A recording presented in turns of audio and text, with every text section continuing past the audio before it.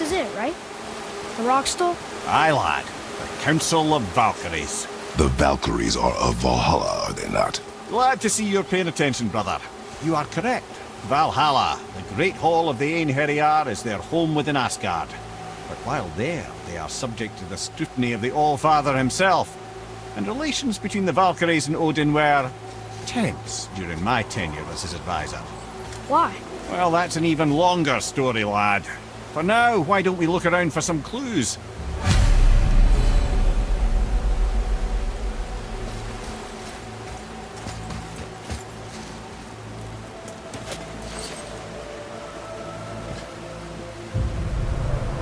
Whoa, you're back. Mimir, who is she? This is none other than Geirdriful, the Master of Arms in Valhalla, responsible for arming and training Odin's Einherjar. Is what? His army come Ragnarok. The entire reason Valhalla exists, you see. The Einherjar wait in the Great Hall endlessly, feasting, drinking, and fornicating themselves silly.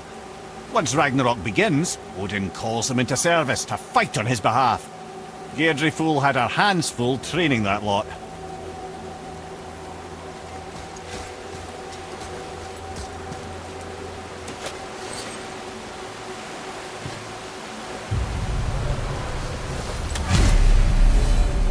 Ah, here we have Eir, the healer. A Valkyrie healer? Strange. Eir was strange, as a matter of fact.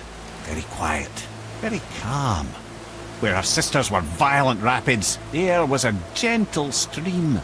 She healed the wounds of both mortals and gods, and even a certain all-knowing sage who once drank too much and fell off a mountain. Not my proudest moment.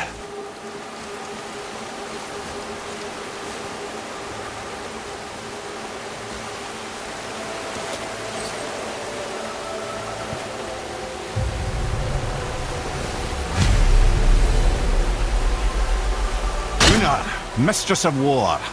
After any conflict, big or small, she would be first on the scene, sussing out the worthy spirits for a free trip to Valhalla. A gruesome task, but she took great pride in it. Any conflict. Impossible. It's true. She had help from her sisters, of course, but Gunnar was always first to arrive. Her judgment of the fallen was unparalleled, and an invaluable resource to Odin. She was one of his favourites.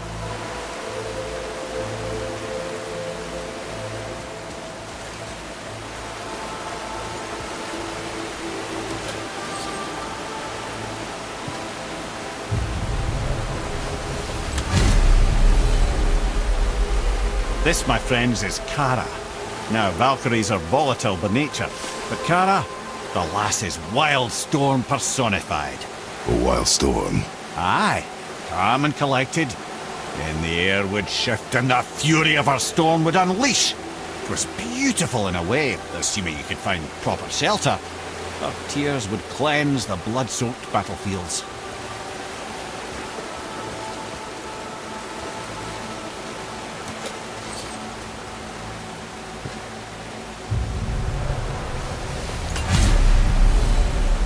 This is Rota, a chooser of the slain. I thought all the Valkyrie did that. Not exactly, lad.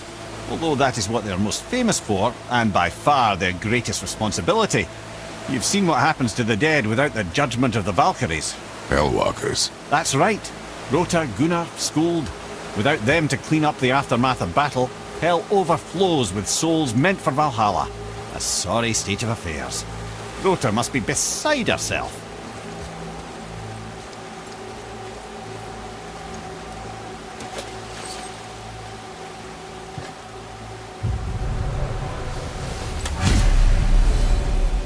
Well, well, Hilda, Mistress of Battle.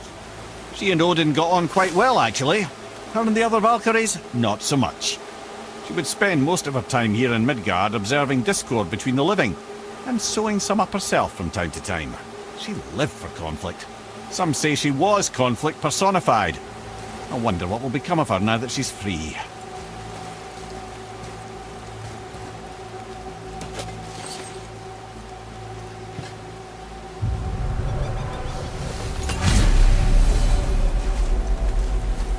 Olrun, once the daughter of a powerful chieftain. She fell defending him during a Reaver attack. Orun was escorted to Valhalla, where she chose to devote her afterlife to the pursuit of knowledge above all else. Quite unusual behaviour amongst the constant drinking and feasting of her fellow Valhallian denizens. How'd she end up a Valkyrie? Odin.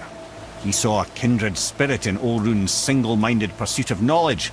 He appointed her as the Valkyrie's resident historian.